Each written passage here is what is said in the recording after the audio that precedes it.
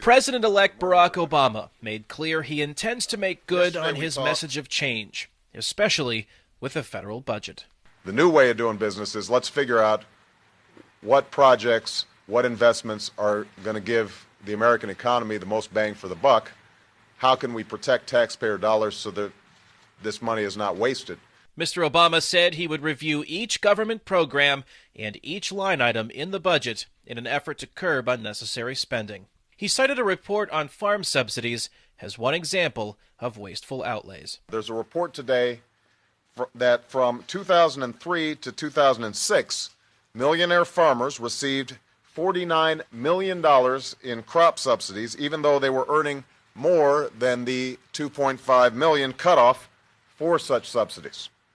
Now, if this is true, and this was just a report this morning, but if it's true, it is a prime example of the kind of waste that I intend to end as president.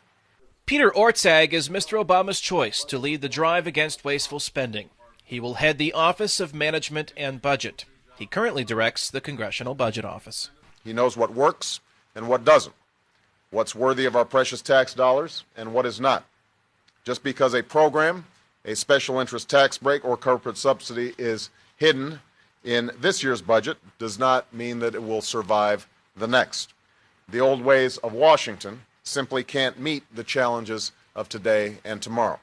Robert Neighbors, a former Clinton advisor, is Mr. Obama's pick as Deputy Director of the Office of Management and Budget. Tuesday's news conference was Mr. Obama's third meeting with reporters since winning the November 4th election.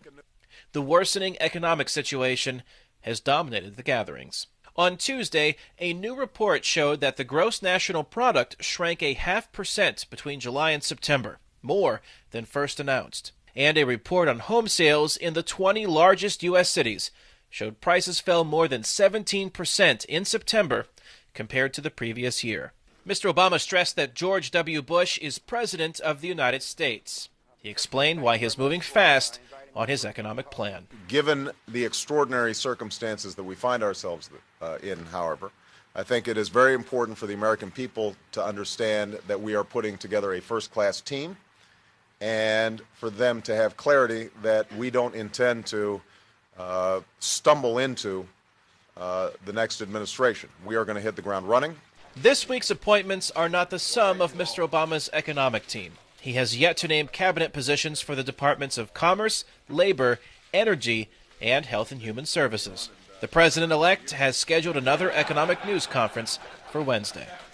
Kane Fairbaugh, VOA News, Chicago, Illinois.